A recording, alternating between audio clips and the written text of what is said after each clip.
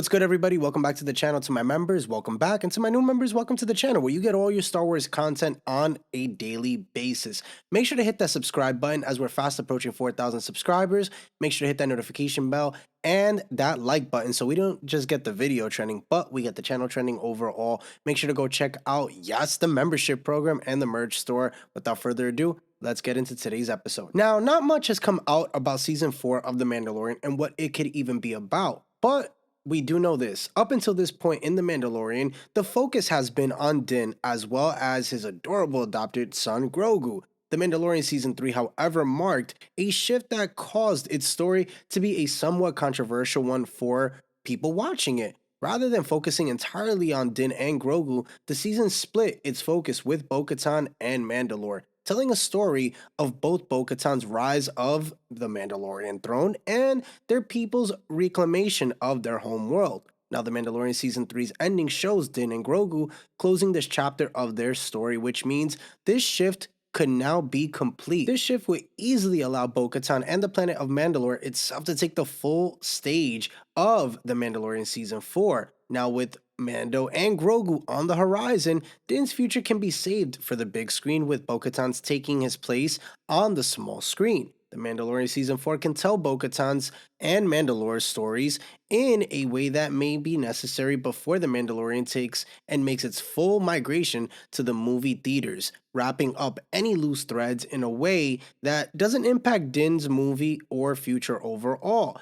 Now, there are quite a few reasons why this approach would be perfect for Star Wars and the future of both the Mandalorian series and the Mandalorian and Grogu movie. The first is because it explains the full direction in which The Mandalorian Season 3 took the show and its characters. Should The Mandalorian Season 4 truly focus on Bo-Katan and Mandalore, then the decision to somewhat sideline Din and Grogu in Season 3 would make more sense, as it would prove to be a bridge between Din's chapter of The Mandalorian and Bo-Katan's own. Secondly, it's a perfect way to continue the Mandalorian TV series while allowing Din and Grogu to move on to the big screen. The characters who have quickly become Star Wars icons can grow to a format that's more fitting for their fame and demand without Star Wars or Disney Plus having to give up their flagship TV show. The Mandalorian continues to tell Disney Plus's largest performing original series, which means Star Wars must continue to tell its story,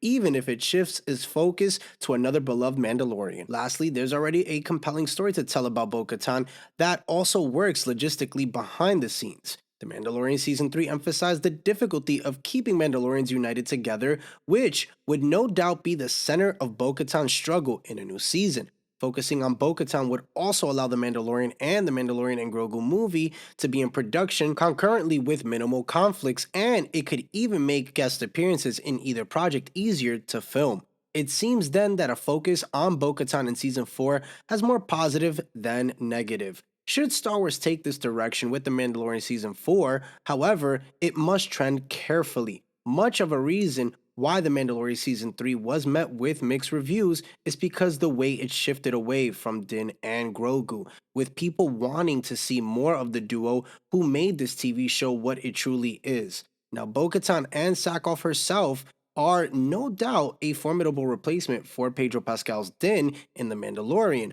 but Star Wars also must be ready for the way this potential story pivot could be received ahead of the Mandalorian and Grogu movie. But to be honest with you, I think it could be something dope where it even leads up into the First Order.